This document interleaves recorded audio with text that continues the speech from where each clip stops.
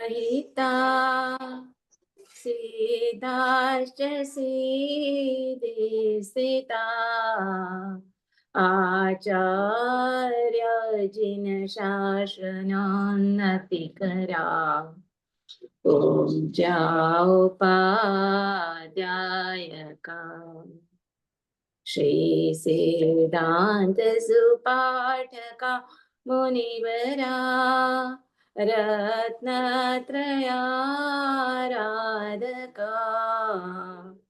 पंचैते परमेष्टिना प्रतिदिनं कुर्वन्तु वो मंगलम्।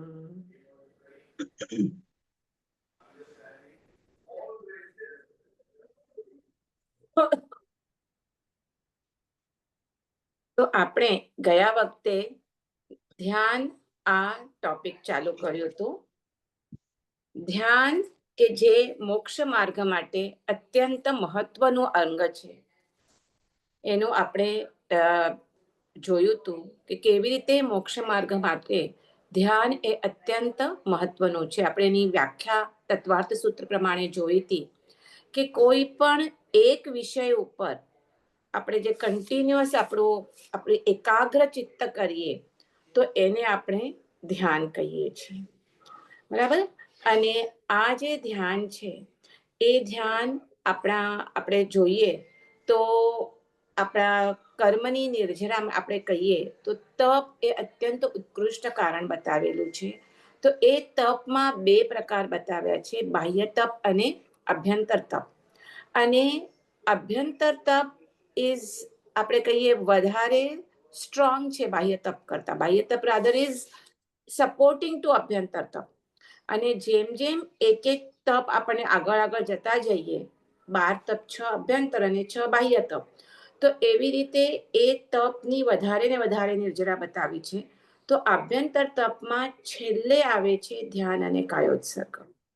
એટલે સૌથી વધારે કર્મની નિર્જરા થાય તો શેનાથી થાય? આ ધ્યાન અને કાયોત્સર્ગથી.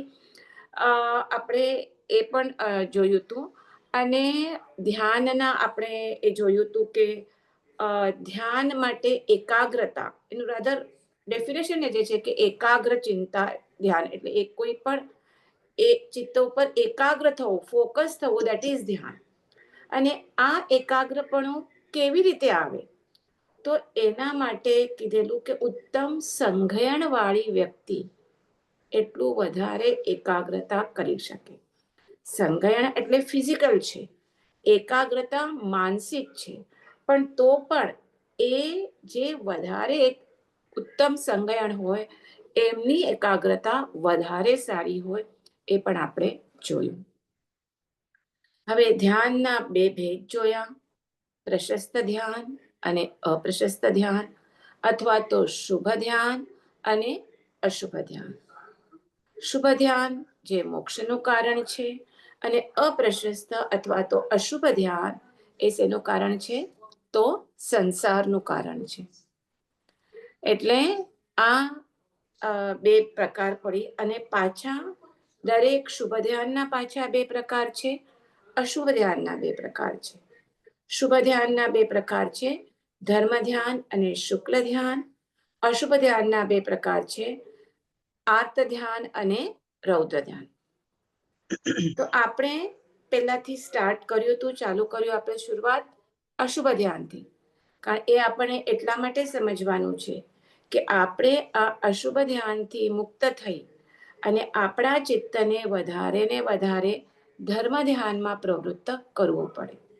શુક્લ ધ્યાન તો આ કાળમાં નથી, પણ આપણે ડેફિનેટલી એ તરફ કેવી રીતે જવાય ધર્મ ધ્યાનથી.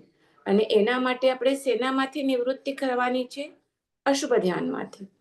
તો કેવી રીતે અશુભ, કયા કયા કારણોથી અશુભ ધ્યાન આવે છે? તો એના માટે આ અશુભ ધ્યાનના જે બે પ્રકાર છે એ પ્રકાર આપણે સમજવા માટે ચાલુ કર્યા હતા, આર્ત ધ્યાન અને રૌદ્ર ધ્યાન. તો આર્ત ધ્યાનના પણ 4 પ્રકાર છે, રૌદ્ર ધ્યાનના પણ 4 પ્રકાર છે. પેલા આર્ત ધ્યાન એટલે શું? તો આર્ત ધ્યાન એટલે આર્ત એટલે કે પીડા અથવા તો દુઃખ. કે કોઈ પીડાના નિમિત્તથી કે કોઈ દુઃખના નિમિત્તથી જે એના ઉપર આપણી એકાગ્ર ચિંતે જે વિચારણા થાય કે મને કેમ આવું દુઃખ આવ્યું, શું કામ આવ્યું, હવે આ દુઃખથી હું કેવી રીતે નિવૃત્ત થાઉં વગેરે જે કન્ટિન્યુઅસ એકાગ્ર ચિંતે જે એની વિચારણા થાય એ છે આર્ત ધ્યાન.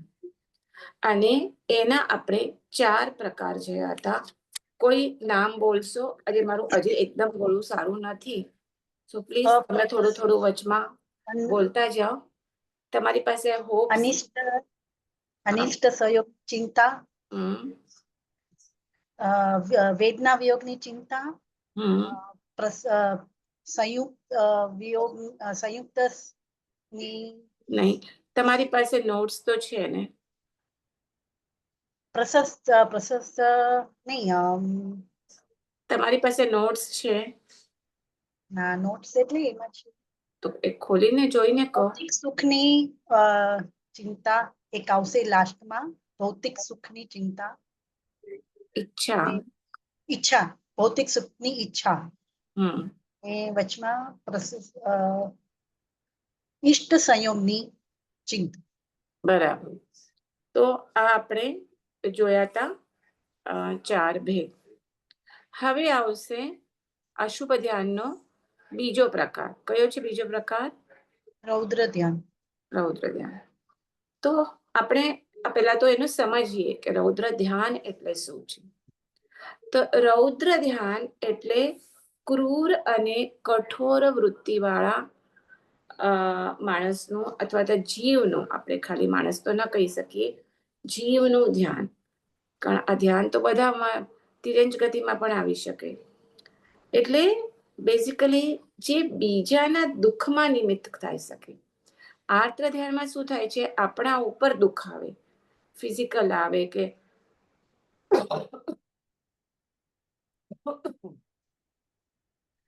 કોઈ માનસિક આવે, ફિનાન્શિયલ આવે, ત્યારે જે આપણે દુઃખ થાય એ આપણે આર્ત ધ્યાનમાં જાય. તો રૌદ્ર ધ્યાનમાં આ ફરક છે કે આપણે બીજાને કેવી રીતે દુઃખ આપીએ એના માટે, એટલે બીજાના દુઃખનું કારણ બને એવા હિંસાદી પરિણામથી યુક્ત જીવનું જે ધ્યાન છે એ આમાં રૌદ્ર ધ્યાનમાં આવશે. ખ્યાલ આવે? અને એમાં 4 પ્રકાર બતાવ્યા છે: હિંસા, ચોરી, અસત્ય અને વિષય સંરક્ષણ. આ 4માં એકાગ્ર ચિત્તે જે ધ્યાન, એકાગ્ર ચિત્તે જે વિચાર કરાય છે એ શું છે? રૌદ્ર ધ્યાન છે. તો એના આધારે આ રૌદ્ર ધ્યાનના પણ 4 પ્રકાર બતાવ્યા છે. તો એક એક પ્રકાર આપણે જોઈએ. એક પહેલો છે હિંસાનુબંધી.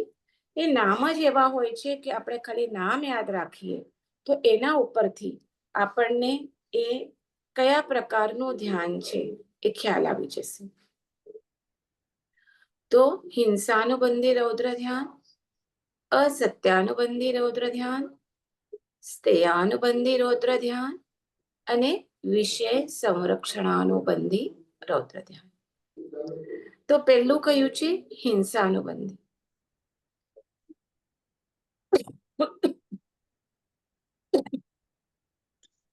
હિંસા કેવી રીતે કરવી,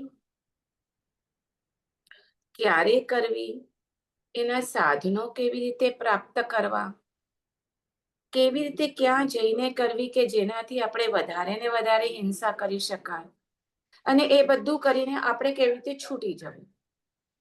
આ બધુંનું આખું પ્લાનિંગ કરવું. અને એ આપણે કોઈ પણ પ્લાનિંગ કરવું હોય કોઈ પણ વાતનું, સપોઝ આપણે હવે કાશ્મીર તો છોડ્યું, બીજા કોઈ ઠેકાણે તમને બહારગામ જવાનું તમે પ્લાનિંગ કરો છો, તો તમે ત્યાં જવાનું કોઈ પણ એક ડેસ્ટિનેશન યાદ કરો. મસૂરી જવું છે, ચલો. તો ત્યાં જવું છે આપણને, તો આપણે શું કરીએ? પહેલા ફાઇન્ડ આઉટ કરીએ કે મસૂરી કેવી રીતે જઈ શકાય. બાય ટ્રેન જઈ શકાય, બાય ફ્લાઇટ જઈ શકાય, કેટલો ટાઈમ લાગે. પછી ત્યાં નક્કી કર્યું જવાનું, કઈ સારી હોટલ્સ છે, આપણે આપણા બજેટ પ્રમાણે કઈ સારી પડશે એનું તમે તપાસ કરો. પછી આપણે કઈ ડેટમાં આપણે સારું પડશે, કઈ સિઝન સારી પડશે એનું તપાસ કરો. કેટલા દિવસ આપણે ફાળવવા છે એનું બધું પ્લાનિંગ કરો. આજુબાજુ શું છે જોવાનું. તો આપણે એ આખું પ્લાનિંગ કરતા રહીએ. બરાબર છે. એ પ્લાનિંગ કરી અને આપણે પછી ત્યાં જ પહોંચીએ. તો અહીંયા શેનું પ્લાનિંગ છે? હિંસાનું. તો આપણે એક ફરવા જવું હોય તો આપણે કેટલું પ્લાનિંગ કરવું પડે. તો અહીંયા તો લોકોની હિંસા કરવી છે અને એ પણ પાછું પોતે તો છૂટી જવું છે. તો એના માટે તો એટલે એમને કેટલું બધું પ્લાનિંગ કરવું પડે અને કન્ટિન્યુઅસ એ જ વિચાર કર્યા કરે. એટલે એમના તમે વિચાર કરો કે એમની વૃત્તિ કેટલી એ વખતે આપણે શું કહી શકું કે એમાં જ એમનું કન્ટિન્યુઅસ એમનું ધ્યાન તો હોય, પણ કેટલી હિંસક વૃત્તિ હશે એમનું. આપણે કોઈ આપણે નાનપણથી સંસ્કાર છે જૈન ધર્મના, તો આપણા પગ નીચે આપણે જતા હોઈએ ને કીડીઓની હાર હોય ને પગ પડી જાય અને બે ચાર કીડીઓ મરી જાય તો આપણને દુઃખ થઈ આવે. અને આ તો અહીંયા સેંકડો લોકોની હિંસા કરવાનું પ્લાનિંગ કરે છે. એટલે એમની વૃત્તિ કેટલી કઠોર અને ક્રૂર હશે એ હું તમને એક્સપ્લેન કરવાનું ટ્રાય કરું છું. તો એવા વ્યક્તિનું જે ધ્યાન હોય એને રૌદ્ર ધ્યાન કહેવાય. હવે તમે જ મને આનું એક્ઝામ્પલ આપો.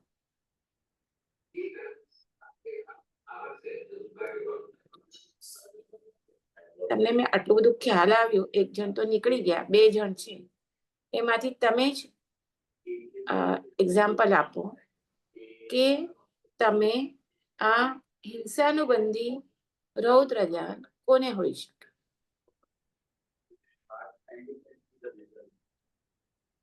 સંબંધી રૌદ્ર ધ્યાન. બહુ ઈઝી છે.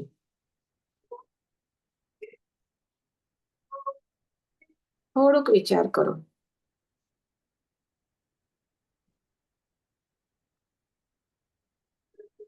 હિંસાનુબંધી રૌદ્ર, આટલું બધું તમને હિન્ટ આપું છું કે આટલા બધા લોકોની હિંસા કરવાનું કોણ પ્લાનિંગ કરે? આપણા કન્ટ્રીમાં તો વારે વારે વી આર એક્સપિરિયન્સ. આતંકવાદ. યસ, આતંકવાદ. ટેરરિસ્ટ. ટેરરિસ્ટ. યસ. અને જસ્ટ વિચાર કરો કેટલું પ્લાનિંગ હોય એ લોકોનું. હા, ઘણું જ હોય. ત્યાંથી બોમ્બ લઈ આવવાનું, એ બોમ્બ ક્યાં મૂકવાનું, ત્યાં કેવી રીતે પહોંચાડવાનું. એટલે એ લોકોની વૃત્તિ કેટલી ક્રૂર અને હિંસક હશે એ ખાલી વિચાર કરો. એટલે એવા જે જીવોનું ખાલી બસ તમને આતંકવાદીનો એક્ઝામ્પલ આપી દઈશ તો તમને ખ્યાલ આવી જશે. બરાબર કે હિંસાનુબંધી રૌદ્ર ધ્યાન શું છે? યસ. હા હા. તમને બહારથી ડિસ્ટર્બ થાય છે? અવાજ આવે છે બીજો? નહીં, નથી આવતો. બસ. તો આ છે હિંસા. હવે બીજો આપણે પ્રકાર જોઈએ, એ છે અસત્યાનુબંધી રૌદ્ર ધ્યાન. હવે અહીંયા કોઈને છેતરવું હોય, બરાબર? કોઈને છેતરવું હોય તો એના માટે આપણે શું કરવું પડે? છેતરવું હોય તો જૂઠું બોલવું પડે. બરાબર? તમે જૂઠું બોલ્યા વગર તો કોઈને છેતરી ના શકો. આનું નામ જ શું છે? અસત્યાનુબંધી. અસત્ય. આ કોઈને છેતરવું છે તો એનું પણ પ્લાનિંગ કરે. છેતરવામાં પણ આપણે હમણાં તો આજકાલ જોઈએ છે કેટલા બધા જાતના ફ્રોડ આવે છે. હમણાં તો હવે આના ઉપર પણ આપણે તમે જો ટીવી ન્યૂઝપેપર વગેરે વાંચતા હશો તો કેટલા ટાઈપના ફ્રોડ. હવે તો તમે મોબાઈલ આના આખા હેક કરી જાય, તમારા બેંકના અકાઉન્ટ હેક કરી લે, શું ને બધું આવતું હોય છે. તો એના માટે પણ એમને અસત્ય તો બોલવું જ પડે ને, જેને પટાવતા હશે પહેલેથી. તો એ અસત્ય કેવી રીતે બોલવું? હવે હમણાં તો આજે આપણે બધા જે આ પ્રકાર છે ને, મને એમ થાય છે હમણાં આપણને આ વધારે જોવા મળે. એટલે આપણને તરત એનું એક્ઝામ્પલ આપણા સામે આવે છે એટલે આપણને ખ્યાલ આવે તો અસત્ય કેવી રીતે બોલવું, કેવી રીતે અસત્ય બોલી છૂટી જવાશે, કેવી રીતે અન્યને છેતરી શકાય, એનાથી તમે શું કરો છો? ઘણા લોકો આપણે જોઈએ તો ઘણા બિચારા બેંકો બધી કેટલા બધી ઓલા થતું હોય તો જે બિચારા મહેનત કરી પાઈ પૈસા ભેગા કર્યા હોય એ લોકોને તમે અસત્ય જૂઠાડું બોલી કોઈની લાલચ આપી કે આટલું આપશો તો હું તમને આ અપાવીશ વગેરે અને કરી અને એ લોકોને છેતરી જાય છે. તો એ માણસની વૃત્તિ કેવી છે? આપણને આજે કોઈ માણસનું ખરાબ કરવું હોય તો ના ગમે, ઉલટાનું આપણે કોઈને એમ થાય કે આપણે કોઈનું ભલું કર્યું. તો આ તો બિચારા જે પોતાના મહેનતની પૂંજી હોય એમને છેતરીને આ ભેગા કરતા હોય એટલે એવા પ્લાન્સ કરતા હોય. તો એ જેવા આવા બધા પ્લાન કરતા હોય કેવી રીતે એમને પણ બધું મોટું પ્લાનિંગ તો કરવું જ પડે. જેમ આપણને ફરવા જવાનું પ્લાન કરવું પડે, એ ઘરમાં મેરેજ હોય, દીકરીના લગ્ન હોય તો કેટલું પ્લાનિંગ કરવું પડે. તો એવી રીતે આ પણ એમને પણ પ્લાનિંગ કરવું જ પડે. તો એના માટે જે વિચારણા થાય કન્ટિન્યુઅસ તો એ શું છે? અસત્યાનુબંધી રૌદ્ર ધ્યાન. ત્રીજું છે સ્થેયાનુબંધી રૌદ્ર ધ્યાન. સ્થેય એટલે અસ્થેય. અસ્થેય એટલે શું? સમજાયું નહીં. અસ્થેય આ ત્રીજાનું નામ છે સ્થેયાનુબંધી રૌદ્ર ધ્યાન. તમારી પાસે નોટ્સ હોય તો તમે તમારી સામે ખુલ્લી કરીને રાખશો. એટલે અસત્ય બોલવું. અસત્યાનુબંધી અલગ ને અહીંયા અસ્થેય છે. અસ્થેય. અચ્છા. અસ્થેય એટલે શું? આવે ને શું? તમને આપણા 5 મેન પાપ ખબર નથી. કયા છે મેન 5 પાપ? ચોરી કરવી. હા, હા, ચોરી કરવી. હિંસા, અસત્ય, અસ્થેય, ચોરી. મૈથુન અને પરિગ્રહ. તો એમાં જે ત્રીજું છે ચોરી એટલે અસ્થેય. તો એ અસ્થેય. હા એના ઉપરથી સ્થેયાનુબંધી રૌદ્ર ધ્યાન આવે. તો એમાં શું છે? ચોરી સંબંધી વિચાર કરવો. ચોરી કેવી રીતે કરવી, ક્યાં કરવી, અહીંયા કેવા ઠેકાણે કરવી કે જેનાથી આપણને બહુ મોટો શું કહેવાય માલ મળે. અને એના માટે આપણે કેવી રીતે પ્લાનિંગ કરવું, એના માટે જે સાધનો જોઈએ એ સાધનો ક્યાંથી લાવવા, ક્યાં મળશે વગેરે આખું ચોરીના જે આખું પ્લાનિંગ કરવું, એકાગ્ર ચિત્તે જે વિચારણા કરવી એ છે સ્થેયાનુબંધી રૌદ્ર ધ્યાન. હવે એનું એમ તમને એક્ઝામ્પલ આપું તો સપોઝ એક બેંક ને લૂંટવી છે. પણ હવે હમણાં તો આપણે જે પહેલાના જમાનામાં જે ઘરમાં ધાડ પડતી હતી એવા તો બહુ ઓછા થઈ ગયા છે. હવે તો મોટી ચોરીઓ બેંક લૂંટવાના આપણે ઘણી વખત જોઈએ. તો આટલી મોટી બેંક હોય એમનું પોતાનું પણ કેટલું બધું શું કહેવાય પોતાનું રક્ષણ કવચ માટે એમના પણ પહેરે. હા, વોચમેન હોય, એમના કેમેરાઝ હોય, ઘણું બધું હોય જ ને. એના વગર થોડી બેંક હોય. તો એ બધાથી તમે બચી અને કેવી રીતે આ બેંકને લૂંટવી તો એના માટે કેટલું બધું પ્લાનિંગ કરવું પડે આ ચોરી કરવા માટે. તો એના માટે જે એકાગ્ર ચિત્તે વિચારણા થાય એ છે સ્થેયાનુબંધી રૌદ્ર ધ્યાન. હવે ચોથું છે એટલે ખ્યાલ આવે ને, બહુ ઈઝી છે, કઈ બહુ ડિફિકલ્ટ નથી. વિષય સંરક્ષણાનુબંધી રૌદ્ર ધ્યાન.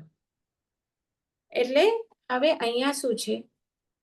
વિષય એટલે જે પંચેન્દ્રિયના વિષયો છે એટલે જે આપણી પાસે ધન વગેરે છે, ધન, પૈસો છે, સંપત્તિ છે, દાગ દાગીના છે, જે આપણે ઘણી બધી મહેનત કરી અને જે આપણે મેળવી છે ધન સંપત્તિ, તો હવે એટલી બધી તો કઈ આપણે તરત વાપરવાના નથી. આપણા જરૂરિયાત કરતા આપણી પાસે ઘણું બધું વધારે આપણે મેળવી લીધું છે, આપણું પુણ્ય છે, મળ્યું છે. તો એ જમીન છે, મકાન છે. તો હવે એ પાંચેય ઇન્દ્રિયના વિષયના પોષક જે આ બધી વસ્તુઓ મળી છે, આપણા કામ અને ભોગના જે સાધનો મળ્યા છે, તો હવે એને કેવી રીતે સંરક્ષણ કરવું? કારણ મળ્યું તો છે ને, આપણે ભોગવી શકીએ એના કરતા ઘણું બધું વધારે છે. તો હવે જે છે એનું રક્ષણ તો કરવું પડે. ભાઈ, પૈસો છે તો ક્યાં બેંકમાં રાખીએ? બહુ બેંકમાં રાખીએ તો પાછો રેડ પડે, તો બીજે ક્યાં આપણે ઇન્વેસ્ટ કરીએ? તો એ બધું કરીએ કે ચલો હવે ગોલ્ડ લઈએ, વોટ એવર તમે જે પણ રીતે કરતા હોય. બહુ બધી જમીન છે તો જમીનને શું કરીએ, બહુ બધી પ્રોપર્ટીઝ છે તો પ્રોપર્ટીઝને ભાડે રાખીએ. તો તમે જેટલું વધારે ભેગું કરો, તો એ ભેગું કર્યા પછી હવે એ ભેગું તો કરી લીધું, પણ પછી હવે એનું કેવી રીતે રક્ષણ કરવું? પેલા તમે ભેગા કરવા માટે આટલી મહેનત કરી, અને એ ભેગું કર્યા પછી હવે એનું કેવું સંરક્ષણ કરવું, એના માટે જે વિચારણા કરવી, એ શું આવે? એના કરવું એ આવશે અહીંયા વિષય સંરક્ષણાનુબંધી રૌદ્ર ધ્યાન. તો કે જો એ પણ રૌદ્ર ધ્યાનમાં આવશે. એમાં તો આપણે કોઈનું બગાડતા નથી, કોઈની હિંસા નથી કરતા, કોઈ ચોરી નથી કરતા, કોઈને જૂઠું નથી બોલતા. તો એ પણ રૌદ્ર ધ્યાનમાં આવશે. કારણ એમાં તમારા પરિગ્રહ ઉપર મૂર્છા છે, તમારું મમત્વ ભાવ છે, અને એ જ મોટું પાપ છે. અને એના માટે આપણે કયું દ્રષ્ટાંત શાસ્ત્રમાં આપેલું છે? મેં 2-3 વખત આ તમને કીધું છે, આ દ્રષ્ટાંત કે જેના લીધે એ હમણાં એ પર્સન નરકગામી છે, નરકમાં છે. મમ્મણ શેઠ. હા, બરાબર. મમ્મણ શેઠ કેટલું હતું એની પાસે. ઓલો શ્રેણિક રાજા પણ છક થઈ જાય છે એની બધી સંપત્તિ જોઈને, અને તો પણ એનાથી એ ખુશ નથી હોતો. એને હજી આખો એના રત્નજડિત બળદ, આખો બળદ રત્નજડિત છે. એના 2 શિંગડામાંથી એક શિંગડો આખો રત્નજડિત છે. બીજો શિંગડો રત્નજડિત કરવા માટે કેટલી મહેનત કરતો હોય છે. રાઈટ. ફાઇનલી એ ક્યાં જાય છે? નરકમાં. નરકમાં. એટલે આટલું જે મમત્વ ભાવ છે, એ પણ શું કરે? તમને આના સુધી, નરક સુધી લઈ જાય. મેં પેલા જ કીધેલું, પ્રાય કરીને આર્ત્ર ધ્યાનથી તમારી કઈ ગતિ થાય? તિર્યંચ ગતિ થઈ શકે. હા, થાય જ એવું નથી કહેતી. એમાં પણ ડિફરન્સ ઓફ લેવલ્સ પણ હશે ને. એ તો પછી હવે જ્ઞાનીના જ્ઞાન પ્રમાણે, પણ જનરલ વાત કરું છું. અને રૌદ્ર ધ્યાન તમને નરક સુધી પહોંચાડશે. એટલે મમત્વ ભાવ તો મેન આપણે કીધું છે કે તોડવાનું. તો આ વિશેષ સંરક્ષણાનુબંધી, એટલે એને પણ રૌદ્ર ધ્યાનમાં કીધેલું છે. તો કેટલા પ્રકાર છે આપણે રૌદ્ર ધ્યાનના? 4 પ્રકાર. બોલો. હિંસા, ચોરી, હિંસાનુબંધી, અસત્ય, અસત્યાનુબંધી, વિયોગ, શ્રેયાનુબંધી, વિયોગ, અને વિષય સંરક્ષણાનુબંધી. હું પાછું રિપીટ કરું છું, તમે તમારી નોટ્સ ખોલીને કેમ નથી બેસતા? કરાવી છે કે કરાવી જ નથી? તમારે PDF માં જોઈ લીધું, વાંચી લીધું કે ના ચાલે. તમે પ્રિન્ટ આઉટ કાઢીને તમારી પાસે રાખો. જ્યારે હું કરું ત્યારે પણ ખુલ્લી રાખો, અને પતી ગયા પછી પણ વાંચો. પેલા જોઈ લીધાથી કઈ ના થાય. પતી રાઈટ. ગયા પછી તમે વાંચશો તો એ ચીજ તમને ધ્યાનમાં રહેશે. બરોબર છે. તમે સાંભળવા બેસશો તો એટલી વાર, કલાક વાર ઘણી વખત ન હોય, પણ તમારી સામે શું કામ આટલી હું મહેનત કરીને તમને પ્રિન્ટ આઉટ PDF આપું છું. તો આ શું છે? આ હવે આમાં લેશિયા પણ બતાવેલી છે. મેં કીધું લેશિયાનો આખો ટોપિક છે કે જેમ આર્દ્ર ધ્યાનમાં અશુભ લેસ્યા હોય છે, એમ રૌદ્ર ધ્યાનમાં પણ જેમ ધ્યાન બે પ્રકારના છે, શુભ અને અશુભ. એવી રીતે લેસ્યા પણ બે પ્રકારની છે, 3 શુભ અને 3 અશુભ. તો આમાં ઓબ્વિયસલી રૌદ્ર ધ્યાનમાં અશુભ લેસ્યાઓ જ હોય છે. તો સામાન્ય રીતે આપણે કહીએ કે બેઝિકલી આપણે એટલો ખ્યાલ આવ્યો કે આ બે ધ્યાનથી આત્માને શું આ અધોગતિમાં લઈ જાય છે આપણે. અને એનું કારણ શું છે? રાગ, દ્વેષ અને મોહ. કાં તો આપણો ભૌતિક વસ્તુઓ પ્રત્યેનો રાગ, અથવા તો ન મળે તો દ્વેષ ભાવ, મોહ એટલે કે એના પ્રત્યે ખોટું મમત્વ, એ જ એનું શું છે? કારણ છે.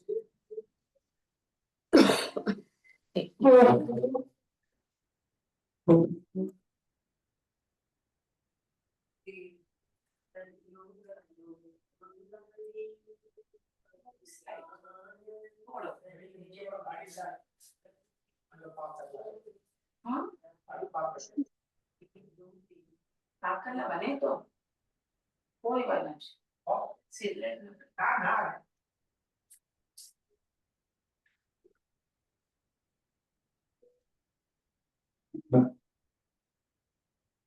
તો આવી રીતે આપણે આ ધ્યાન જોયા. હવે આ ધ્યાન આપણને દૂર કરવા છે. મેં તમને કીધું કે આપણો મોટા ભાગનો સમય આ અશુભ ધ્યાનમાં જ જતો હોય છે. તો એ કેવી રીતે આપણે એનાથી આપણે દૂર થઈ શકીએ અને આપણું ચિત્ત આપણે કેવી રીતે ધર્મ ધ્યાનમાં પરોવી શકીએ? તો જેમ આ અશુભ ધ્યાનના જે નિમિત્તો છે, પ્રથમ તો એનાથી દૂર થવાનું. પણ એ દૂર થવાનું ઇઝી નથી. એના માટે તમે શુભ નિમિત્ત તરફ જાઓ. એ શુભ નિમિત્ત ક્યાંથી મળશે તમને? સદગુરુ, સત્સંગ. એનાથી શું થશે? અશુભ નિમિત્ત મળશે કે એનાથી તમે તમારું ચિત્ત સદવાચન છે સત્શાસ્ત્રનું, તો એ બધું શું છે? આ આપણને શુભ ધ્યાન તરફ લઈ જાય છે. તો હવે આપણે શુભ ધ્યાન જોઈએ, જે જીવને અધ્યાત્મના માર્ગ પર, આત્મકલ્યાણના માર્ગ પર, મોક્ષ માર્ગ પર પ્રગતિ કરાવે છે. તો કયા છે બે ધ્યાન? ધર્મ ધ્યાન અને શુક્લ ધ્યાન. તો એમાં આપણે જોયું કે ધર્મ ધ્યાન પરંપરાએ મોક્ષનું કારણ છે. પરંપરા એટલે ડાયરેક્ટ ન મળે, પણ એ આપણને મોક્ષ માર્ગના પથ પર આગળ વધારે. જ્યારે શુક્લ ધ્યાનમાં તમે એક વખત સ્થિર થાવ તો ડાયરેક્ટ શુક્લ ધ્યાનના શ્રેણીમાં આગળ વધતા વધતા તમે સિદ્ધ ગતિ સુધી પહોંચી શકો છો. એટલે એ સાક્ષાત મોક્ષનું કારણ છે. હવે પહેલું જોઈએ ધર્મ ધ્યાન. એના પણ આપણે નામ પ્રમાણે જેનો મિનિંગ સાંભળીએ, ધર્મ ધ્યાન. ધર્મ શબ્દના જૈન દર્શનમાં ઘણા વ્યાપક અર્થ કરેલા છે. કોઈ મને કહેશે તમને ધર્મના તમે કેટલા અર્થો કહી શકશો? ધર્મ એટલે બેઉ જણા એક પછી એક બોલો. બોલો પલ્લવીબેન. ધર્મ એટલે જે પદાર્થ કે જે વસ્તુ હોય ને, એમાં જે એની પ્રોપર્ટીઝ રહેલી હોય ને, જેવી રીતના લાકડાનો સ્વભાવ તરવાનો છે, મરચીનો સ્વભાવ તીખો છે. બરાબર છે, પરફેક્ટ. એટલે વસ્તુનો મૂળ સહજ સ્વભાવ જે છે, જેમ તમે કીધું કે મરચીનો સ્વભાવ તીખો છે, પરફેક્ટ. તો વસ્તુનો મૂળ સહજ સ્વભાવ એ ધર્મ છે. બીજો અર્થ કહો. બીજા નામ નથી ખબર, તમે જયના નામથી જોડાઓ છો. શુક્લ ધ્યાન. મેં તમને ધર્મનો અર્થ પૂછું છું. શુક્લ શુભ ધ્યાનના બે પ્રકાર છે, ધર્મ ધ્યાન અને શુક્લ ધ્યાન. શુક્લ ધ્યાનને આપણે હાથ જ નથી લગાડ્યો. હમણાં ધર્મ ધ્યાન, આપણે ધર્મ શબ્દનો હું અર્થ પૂછી રહી છું તમને. ધર્મ ધ્યાનમાં બોલું હું? એક મિનિટ, એમને પેલા ટ્રાય કરવા દો. નહીં, બોલો તમે. ઓકે, બોલો. ધર્મ એટલે આપણે જે ક્રિયાઓ બી કરીએ છીએ એને બી ધર્મ કહેવાય, કે જે આપણે જૈન ના. ક્રિયા ઇઝ નોટ ધર્મ. ધર્મ આત્માનો ધર્મ જેવી રીતના એ જોવું એ આત્માનો ધર્મ, વસ્તુનો મૂળ સ્વસ્વભાવ, એમાં જ ઉપર આપણે આવશું. ઈઝી છે, તમે કહો ને આપણા ધર્મનું, જરાક તમે કરો તો યાદ આવશે. એટલે આમાં એટલે કોઈ ક્રિયા નહીં આવે, પૂજા, સામાયિક પ્રતિક્રમણ એ નહીં આવે. તો જે જ્ઞાન દર્શન ચારિત્ર અહિંસા પરમો ધર્મ કહીએ ને આપણે, હા અહિંસા પરમો ધર્મ, ઓકે ઓકે. ચારિત્ર ધર્મ આવશે. ચારિત્ર, હા જ્ઞાન દર્શન ચારિત્ર, હા. પછી દર્શન 10 પ્રકારના ધર્મ શાસ્ત્રમાં બતાવેલા છે. ઉત્તમ, ક્ષમા, માર્દવ, આર્જવ, શૌચ, સત્ય, સંયમ, તપ, ત્યાગ, અકિંચન્ય અને બ્રહ્મચર્ય. આ 10 પ્રકારના ધર્મ બતાવ્યા છે. હવે તમે જે કહો છો, જે ક્રિયા કરે છે, મેં એટલા માટે ના પાડી, કારણ તમે ક્રિયા કરો, બરાબર છે, બાહ્યથી તમે ક્રિયા કરી રહ્યા છો અને તમારો ઉપયોગ જો એ ક્રિયામાં ન જોડાયેલો હોય તો તમે જ મને કહો, એ ક્રિયા ધર્મ કહી શકાશે? ના. એક નહીં સાદી કહી. નવકારવાળી માળા કરો. તમે ભગવાનના દર્શન કરવા ગયા છો, દર્શન કરવું બહુ સારું કામ છે, પૂજા કરો છો, મોડેથી બોલો છો અને મનમાં ચાલે છે આજે મારી કામવાળી આવી ગઈ હશે ઘરમાં કે નહીં, હું અહીંયા આવી છું દર્શન કરવાને. કંઈ પણ મનમાં, હું તો જસ્ટ એક્ઝામ્પલ આપી, આપણે જનરલ લેડીઝનું જે મનમાં થોટ હોય, બરોબર. તો એને ધર્મ કહી શકાય? નો. એટલે તમારો ઉપયોગ, એટલે મેં તમને ના પાડી કે ખાલી તમે ક્રિયા કહો ને તો એને ધર્મ ન કહી શકાય. ઓકે, તો આ જે 4 અમે કીધું કે વસ્તુનો મૂળ સહજ સ્વભાવ એ ધર્મ છે. અહિંસા પરમો ધર્મ, આપણે દર વખત બોલીએ. 10 પ્રકારના ધર્મ મેં બોલ્યા તમને, એ છે. ચારિત્ર ધર્મ છે. તો આ બધું ધર્મ છે. તો આત્માનું જે સહજ, અહીંયા વસ્તુનો સહજ સ્વભાવ ધર્મ છે. તો જે આત્માનો ધર્મ છે, આત્માનો સ્વભાવ છે, એ આત્મધર્મ છે. અને એ જે આત્મધર્મ છે એની વિચારણા કરવાની, એનું ધ્યાન કરવું, તે આત્મધ્યાન છે. રિપીટ કરું છું, આત્માનો જે સ્વભાવ છે, શુદ્ધ, બુદ્ધ, અવિનાશી, ચૈતન્ય સ્વરૂપ, આનંદ સ્વરૂપ, એ જે આત્માનો સ્વભાવ છે એની વિચારણા, શુદ્ધ બુદ્ધ ચૈતન્ય ઘન સ્વયં જ્યોતિ સુખધામ, એ જે આત્માનો સ્વભાવ છે એ સ્વભાવની વિચારણા કરવી, એ આત્મધર્મની વિચારણા કરવી, એ છે ધર્મ ધ્યાન. એટલે આત્મ સ્વરૂપને પામવા માટે જે ચિંતન કરવું, એનો વિચાર કરવો, એ આ છે આત્મ ધ્યાન. ધર્મ ધ્યાનમાં આવશે. અને એના પણ 4 પ્રકાર બતાવ્યા છે. એ 4 પ્રકાર આઈ હોપ કે આજે કમ્પ્લીટ કરી લઈએ. તો 4 છે. હવે અહીંયા છે ને વિચય શબ્દ આવશે. આજ્ઞા વિચય, અપાય વિચય, વિપાક વિચય અને સંસ્થાન વિચય. આ 4 હું ધર્મ ધ્યાનના પ્રકાર બોલી રહી છું. તો આ વિચય એટલે શું? વિચય એટલે વિચાર કરવો. તો શું છે પહેલો? આજ્ઞા વિચય. પહેલો પ્રકાર કીધો મેં ધર્મ ધ્યાનનો, આજ્ઞા વિચય. તો આ ધ્યાનમાં કોની આજ્ઞાનો વિચાર કરવાનો છે? ઓબ્વિયસલી જિનેશ્વર ભગવાનના. તો જિનેશ્વર ભગવાન કેવા છે? જિનેશ્વર પરમાત્મા સર્વજ્ઞ છે અને વિતરાગ છે. તો એમને આજ્ઞા અનુસાર જે આગમ સિદ્ધ વસ્તુના સ્વરૂપનો વિચાર કરવો, આગમ સિદ્ધ વસ્તુ આત્મ સ્વરૂપ, એની આજ્ઞાનો વિચાર કરવો, એ છે આજ્ઞા વિચય ધર્મ ધ્યાન. કેવો છે સ્વરૂપ?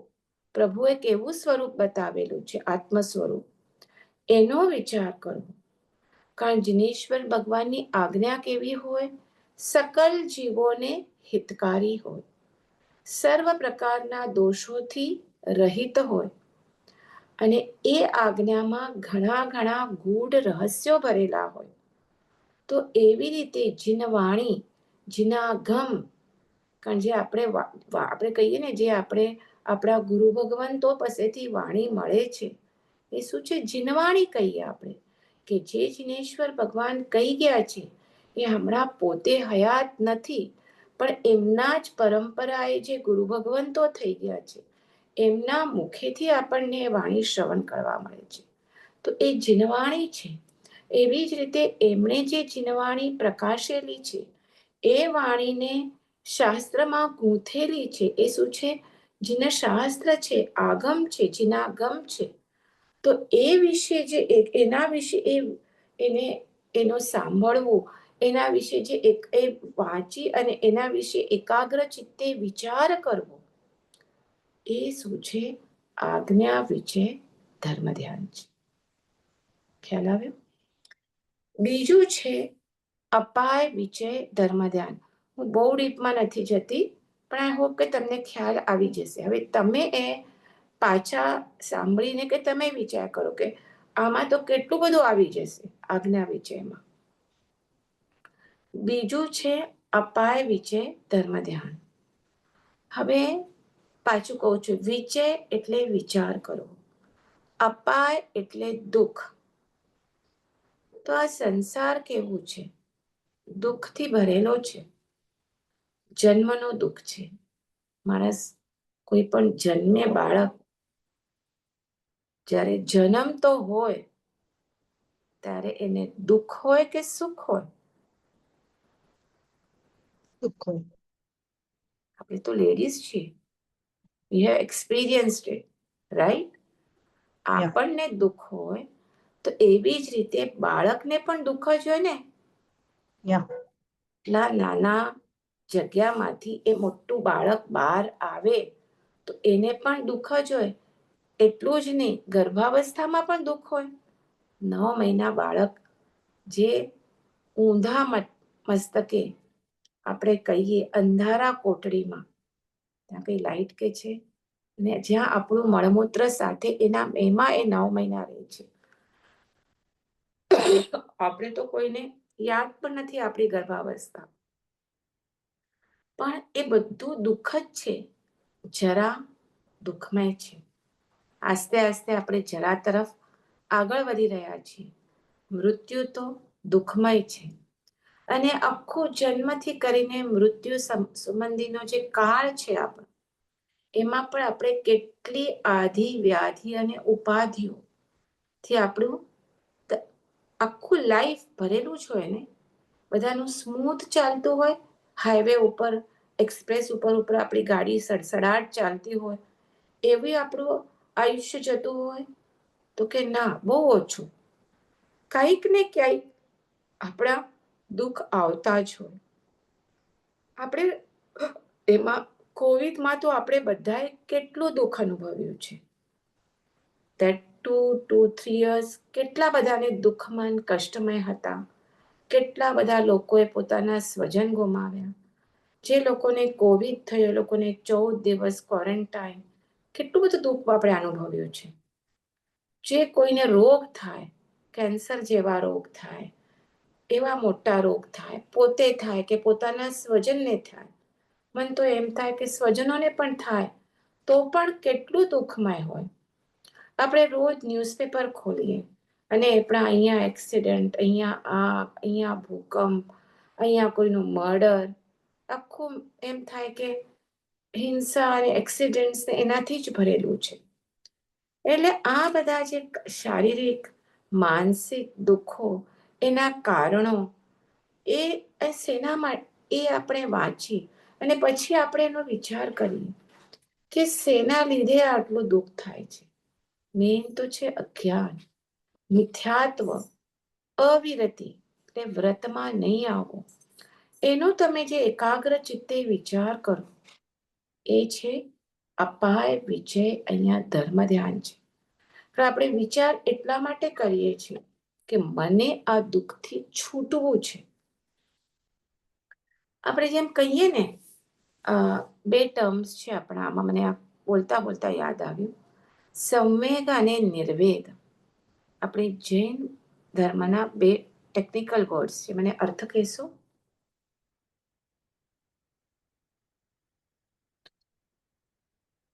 મને તો હમણાં અહીંયા નિર્વેદ નો ખાલી અર્થ જોઈએ છે.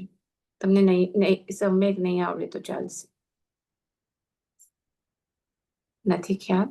નિર્વેદ એટલે કે આ સંસારમાંથી હું કેવી રીતે છૂટું એની જે વિચારણા કરવી એ છે નિર્વેદ. કે આ અને પછી એનાથી આવે સંવેગ, મને કેવી રીતે મોક્ષ પ્રાપ્ત કરવી. તો એટલે આ જે વિચારણા છે એ શું છે? અપાય વિચય ધર્મ ધ્યાન. અને એના જ અનુલક્ષીને બીજું છે એવી જ રીતે વિપાક વિચય ધર્મ ધ્યાન.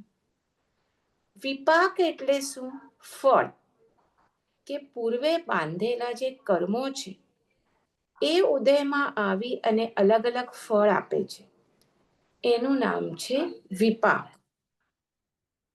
આપણે ખબર છે કેટલા ટાઈપના કર્મો છે? 8. પહેલું કયું કર્મ છે? જ્ઞાનાવર્ણ્ય. બરાબર. તો હા, તો આપણે એક એક કર્મનો વિચાર કરીએ. જ્ઞાનાવર્ણ્ય કર્મ જે મને ઉદય છે, એટલે હવે આપણે પહેલા જેવું યાદ રહે છે ખરું? આપણે હમણાં આજે સ્વાધ્યાય કરશું, 2 દિવસ પછી તમને યાદ રહેશે? આ નામ પૂછીશ તો? કારણ આ જ્ઞાનાવર્ણ્ય કર્મનો ઉદય છે આપણો, બરાબર છે? જીવ અજ્ઞાની રહે છે. પછી બીજું છે દર્શનાવર્ણ્ય કર્મ. એનાથી શું થાય? વસ્તુને જોઈ શકાય નહીં જેમ છે એ પ્રમાણે. એનાથી નિદ્રા આદિનો પણ ઉદય થાય. કારણ કે યાદ છે દર્શનાવર્ણ્ય કર્મના તમને પ્રકાર કરેલા, એમાં 5 પ્રકારની નિદ્રા પણ મેં કીધેલી. તો એ ઘણી વખત આપણે થાય કે બહુ સરસ વ્યાખ્યાન છે, મને જોવું જોઈએ, અને ત્યાં જઈને આપણને નિદ્રા આવે. થાય કે નહીં એવું ઘણી વખત? હા. તો એ શું છે? દર્શનાવર્ણ્ય કર્મનો ઉદય છે. પછી સાતા વેદનીય કર્મના ઉદયથી સાતા પ્રાપ્ત થાય. અસાતા વેદનીય કર્મના ઉદયથી અસાતા, રોગ વગેરે થાય, દુઃખનો અનુભવ થાય. પછી મોહનીય કર્મ સૌથી વર્સ્ટ, એનાથી વિપરીત જ્ઞાન, આપણી ખોટી માન્યતા, બરાબર છે? એનાથી તો બધા મેન કર્મ બંધ થાય આપણું. આ મોહનીય કર્મના ઉદય. રતિ અરતિ, આ વસ્તુ સારું છે, આ વસ્તુ સારી છે, આ ખરાબ છે, આ મને ગમે છે, આ નથી ગમતું, આના લીધે મને દુઃખ થયું, આના લીધે મને સુખ થયું. આ બધું તમારું ભ્રમ છે, બધો તમારો મોહ છે, બધું તમારું અજ્ઞાન છે. કોઈ તમારા દુઃખ કે સુખ માટે કારણ નથી. તમે જ તમારા દુઃખ સુખના કારણ છો. કોઈ વસ્તુ તમને દુઃખ સુખ આપી શકતી નથી. એના પ્રત્યે તમને રાગ થવો, દુઃખ, એના પ્રત્યે દ્વેષ થવો, આ બધું મોહનીય કર્મ છે, જેના આ રાગ દ્વેષના લીધે આપણે કર્મ બંધન કરીએ છીએ. એટલે વિપરીત જ્ઞાન એ બધું છે આમાં આવે. પછી આયુષ્ય કર્મ, એના ઉદયથી આપણે અલગ અલગ ગતિ નામ, આયુષ્ય નામ કર્મથી ગતિ, અલગ અલગ ગતિમાં જન્મ લેવો પડે. નામ કર્મના ઉદયથી એવો આપણને દેહ મળે, અશુભ કે શુભ દેહ મળે. એમાં બધું આવે નામ કર્મમાં. તમારો અવાજ, કોઈનો બહુ જ સરસ અવાજ હોય, સુસ્વર હોય, નામ કર્મના સૌથી વધારે ભેદો છે. તમારું ઇવન તમારો સ્કિનનો કલર કેવો છે, તમે જાડા છો કે પતલા છો, તમારી આંખો કેવા છે, તમારો સ્વર કેવો છે, બધું નામ કર્મમાં આવે છે. એમાં આદેય નામ કર્મ ને એ પણ છે. તમે ઘણી વખત આદેય નામ કર્મ એટલે તમે બોલો અને તરત સામેવાળા સાંભળી લે, ને ઘણી વખત તમે માથું પછાડો, કોઈ તમારું સાંભળવા માટે તૈયાર જ ન હોય. તો એમાં શુભ અને અશુભ અઘાતી કર્મો છે ને, એટલે બેવ હોય. પછી ગોત્ર કર્મ, એના ઉદયથી ઉચ્ચ ગોત્રમાં કે નીચ ગોત્રમાં જન્મ મળે. અંતરાય કર્મ, એના ઉદયથી આપણે 5 પ્રકારના અંતરાય જોઈએ તો દાનાંતરાય, લાભાંતરાય, વિર્યાંતરાય, બરાબર? એ બધા આપણને એમાં વિઘ્ન આવે. આપણે સારું કર્મ કંઈ કરવા જઈએ અને વિઘ્ન આવે તો આપણે કહીએ મને અંતરાય કર્મનો ઉદય થયો છે. તો આ બધા શું છે, આ જે આપણે કર્મો બાંધ્યા છે એ કર્મનું ફળ મળવાથી આપણને આ બધા કર્મ ફળ ભોગવવું પડે છે. તો એનો જે વિચાર કરવો, આપણે હવે એ ફળ શાંતિથી ભોગવવાનું છે. એમાં પાછું રાગ દ્વેષ નથી કરવાનું, બીજા નવા કર્મો નથી બાંધવાના. તો એ છે વિપાક વિચય ધર્મ. અને છેલ્લું છે સંસ્થાન વિચય ધર્મ. હવે અહીંયા સંસ્થાન એટલે આકાર. હવે યાદ રાખજો, વર્ડ્સ હું તમને હમણાં જ પૂછવાની છું. ચારે વર્ડ્સ, ચાર ધ્યાનના, ચારે નામના હું હમણાં જ પૂછવાની છું તમને, યાદ રાખજો.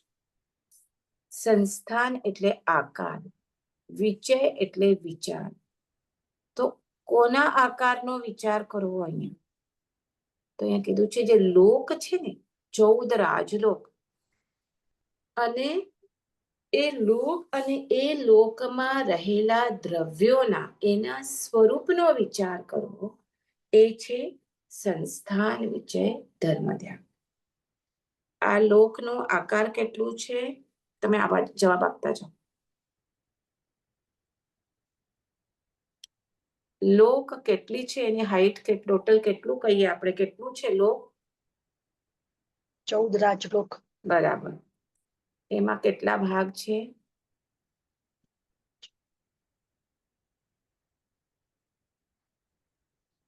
3 પાર્ટ છે ને?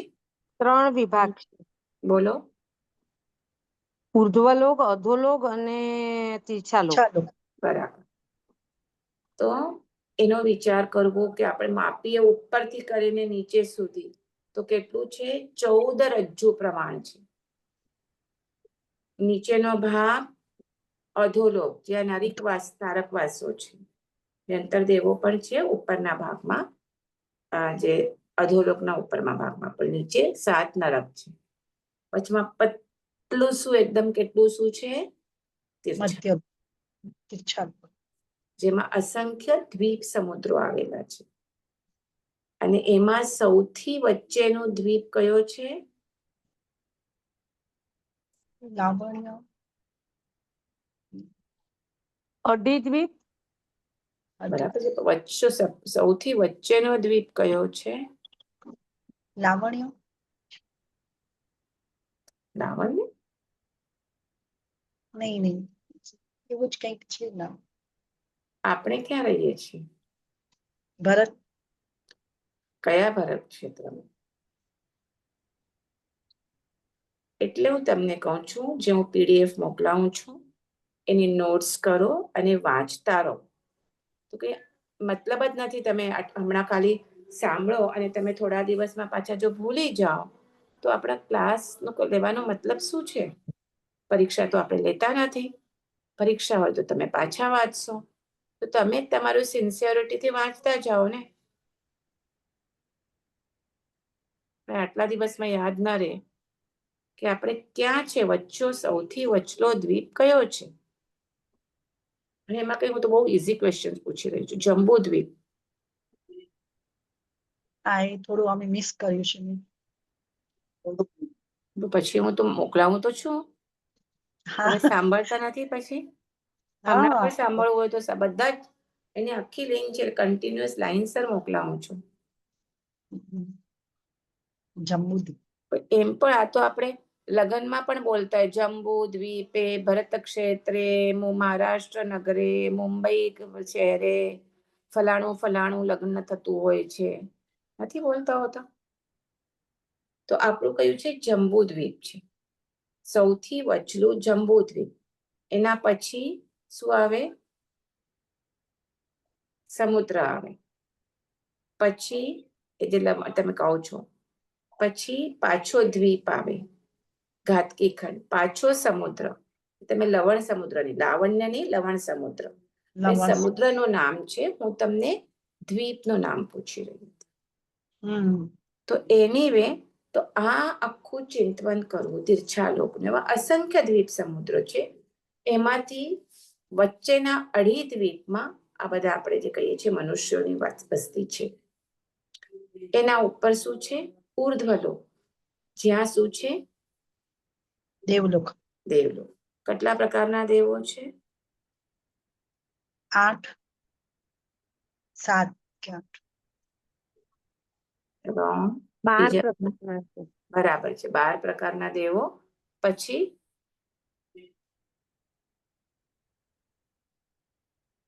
સિદ્ધશિલા ઉપર 12 પ્રકારના દેવલોક પછી સીધી સિલસિલા આવે.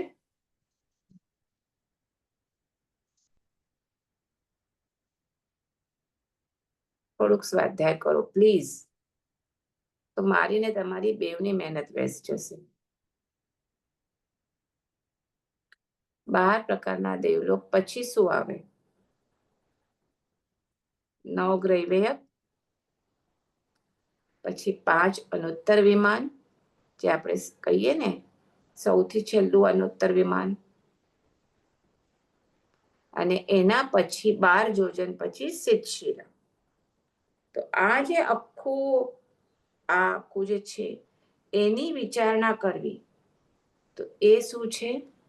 આ સંસ્થાન વિજય ધર્મ ધ્યાન છે. અને એટલું જ નહીં, એ લોકમાં શું છે? દ્રવ્યો છે. કેટલા દ્રવ્ય છે? 6 દ્રવ્ય છે. કયા કયા છે?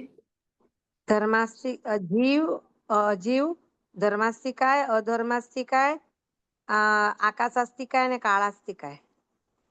નહીં, કાળનું અસ્તિકાય નહીં આવે. સોરી, કાળ. 5 જ અસ્તિકાય છે. જીવાસ્તિકાય, અજીવાસ્તિકાય બરાબર છે, પણ કાળનું અસ્તિકાય નહીં આવે. આ ઉપચારથી દ્રવ્ય છે કાળ. તો આનો બધો વિચાર કરવો, આનો આકારનો વિચાર કરવો, એના કે ભાઈ કેવો એનો આકાર છે. 2 હાથ કમર ઉપર રાખી, 2 હાથ પગ પોળા કરી, 2 હાથ કમર પર રહી, જે પુરુષાકૃતિ થાય એના પ્રમાણે આ 14 રાજલોકનો આકાર છે. તો આવી રીતે જે આ વિચાર આખી કરીએ, 6 દ્રવ્યનું વિચારણા કરીએ, 6 દ્રવ્યના દરેક, ચલો આગળના 4નું તો બહુ મોટું નથી, પણ જીવની, પૂતગલની, એ બધા એમના સ્વરૂપનું વિચારણા કરવું, આ બધું શું છે? સંસ્થાન વિજય ધર્મ ધ્યાન છે. તો આપણે કેટલા પ્રકારના ધર્મ ધ્યાન જોયા? 4 પ્રકારના. બોલશો નામ પહેલું? બોલું હું કે બીજાને બોલાવું? બેવ જોડે ટર્ન બાય ટર્ન બોલો. ભલે બોલે દિશા. બોલો, પેલું તો બોલો. આજ્ઞા વિચય. હા, બીજું? અપાય વિચય, વિપાક વિચય અને છેલ્લું આકાર સંસ્થાન વિચય. બરાબર. તો આ 4 ધર્મ ધ્યાનના પ્રકાર જોયા. હવે એનું ફળ બતાવે છે. આપણે આર્દ્ર ધ્યાન અને રૌદ્ર ધ્યાનનું ફળ શું જોયું? કે એ તમને સંસાર વધારનારું થાય છે, અને પ્લસ તમને ગતિના હિસાબે આપણે તિર્યંચ અને નારકી ગતિ જોઈ. તો ધર્મ ધ્યાનનો શું ફળાર્થ છે? આપણે કીધું એ પ્રમાણે એ મોક્ષનું કારણ બને છે. પણ બાય ડિફોલ્ટ તો તમે આટલું કરો તો તમને એનું ફળ તો મળે. તો એ જે મુનિ ધર્મ ધ્યાનમાં છોડે છે પોતાનું શરીર, મુનિની વાત કરું છું, તો એ શું થાય? એ જે આ દેવલોક છે એમાં પણ જે ઉચ્ચ પ્રકારના દેવલોક છે, જેમ જેમ તમે દેવલોકમાં ઉપર જતા જાઓ, એની વૃદ્ધિ, આયુષ્ય, એમનું વીર્ય, બધું એમની દેવની જે આભા વગેરે બધું વધતું છે. તો આપણે કેટલા દેવલોક હમણાં જોયા? પહેલા 12 દેવલોક, પછી 9 ગ્રહવેગ, અને સૌથી ઉપર 5 અનુત્તર વિમાન. એમાં પણ સૌથી છેલ્લું સર્વાર્થ સિદ્ધ અનુત્તર વિમાન. એટલે દેવોમાં પણ ઉત્કૃષ્ટ પર્યાય છે. અધોલોકમાં પણ દેવો છે. મેં કીધું અધોલોકના ઉપર સાઈડ ભવનપતિ દેવો રહે છે. વ્યંતર વાણવ્યંતર દેવો હોય, જે તીર્છાલોક અને અધોલોકમાં આવજા કરતા હોઈએ. પણ આ દેવોમાં જે ઉત્કૃષ્ટ પર્યાય, જેમ જેમ ઉપર જાઓ, તો જે મુનિ જે ધર્મ ધ્યાન એટલે તમે ધ્યાનમાં, મેડિટેશનમાં તમારો આયુષ્ય પૂર્ણ કરો, કાયોત્સર્ગમાં પૂર્ણ કરો. ઘણા તો કેટલા બધા આપણે જોઈએ તો સંથારો અનશન પાદોપગમન સંથારો કરીને આવ્યું. તો એ શું થાય? ઉત્કૃષ્ટ પર્યાય છે. જે સર્વાર્થ સિદ્ધ આપણે શાલિભદ્ર ધનના એ બધાની સ્ટોરી જોઈએ તો એમણે છેલ્લે કેટલી બધી જોઈએ. પાદોપગમન અનશન કરી અને છેલ્લે દેહ છોડ્યો છે. બધા સર્વાર્થ સિદ્ધ વિમાનમાં છે હમણાં. અને પછી ત્યાંથી એક જ ભાવ કરશે. કારણ એમને ભલે સર્વાર્થ સિદ્ધથી ખાલી 12 યોજન દૂર છે મોક્ષ, પણ જે they can't jump, they have to again come back to human form. અહીંયા જન્મો, તીર્છાલોકમાં સંયમ ગ્રહણ કરો, સાધના કરો અને મોક્ષે જાઓ. એટલે તો મનુષ્ય લોકનું આટલું મહત્વ છે. ઉત્કૃષ્ટમાં ઉત્કૃષ્ટ, જેને 32 ને 33 સાગરોપમના આયુષ્ય છે, એમને પણ પાછું મનુષ્યમાં આવવું જ પડે છે. દીક્ષા ગ્રહણ કરી, ચારિત્ર પાળી અને પછી મોક્ષે જઈ શકે છે. તો આવી રીતે જે ધર્મ ધ્યાનમાં ફળ કરે એ બધું મેં કીધું એવી રીતે બધું ધ્યાન થાય છે. ઉત્તમ મોક્ષમાં જઈ લે છે. સમ્યક દર્શન પ્રાપ્ત કરી, સંસારનો ત્યાગ કરી, રત્નત્રયની આરાધના કરે છે. રત્નત્રય એટલે શું?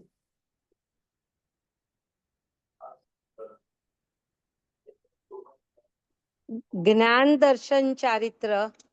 સમ્યક દર્શન, સમ્યક જ્ઞાન અને સમ્યક ચારિત્ર. Okay, sorry. એની આરાધના કરી અને પોતાની શુદ્ધિ પ્રાપ્ત કરે છે. અને પછી એ પ્રમાણે ધર્મ ધ્યાન કરી અને શુક્લ ધ્યાનમાં જઈ ધારણ કરી સર્વ કર્મોના નાશ કરી અને મુક્તિ પ્રાપ્ત કરે છે.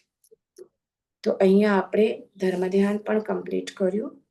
હવે શુક્લ ધ્યાનમાં છે ને, એમાં એકચ્યુઅલી બહુ સમજવાનું છે નહીં. રાધર આપણે એ કેપેસિટી પણ નથી, અને એ આપણે થોડુંક જોઈ લઈશું શુક્લ ધ્યાનનું, પણ એ ખાલી નામને જોશું, પણ આપણે બહુ ઊંડાણમાં નહીં જઈ શકીએ શુક્લ ધ્યાનમાં. પણ ધર્મ ધ્યાનના જ જે બીજા 2 પ્રકાર છે, સાલંબન ધ્યાન અને નિરાલંબન ધ્યાન. નેક્સ્ટ ટાઈમ જ લઈશું. સાલંબન એટલે કોઈ આલંબન લઈને કરાતું ધ્યાન, અને નિરાલંબન એટલે કોઈ પણ પ્રતિક આલંબન લીધા વગરનું આત્મ શુદ્ધ આત્મ સ્વરૂપનું ધ્યાન. તો એમાં એ જે સાલંબન ધ્યાન છે, એમાં આખા 4 ભેદ આવે છે. પિંડસ્થ ધ્યાન, પદસ્થ ધ્યાન, રૂપસ્થ ધ્યાન અને રૂપાતીત ધ્યાન. એ ખાસ સમજવા જેવું છે. એ આપણે નેક્સ્ટ ટાઈમ, બહુ જ ઇન્ટરેસ્ટિંગ છે ધ્યાન કરવાનું. એ થોડું બધા લેતા પણ નથી હોય છે. જનરલી ધર્મ ધ્યાનના 4 પ્રકાર આ બતાવે આજ્ઞા વિજે કરીને ત્યાં જ સ્ટોપ કરી દે છે. પણ આપણે આ જરા વધારે ડિટેલમાં છે ને, ઇન્ટરેસ્ટિંગ છે, તમને ગમશે.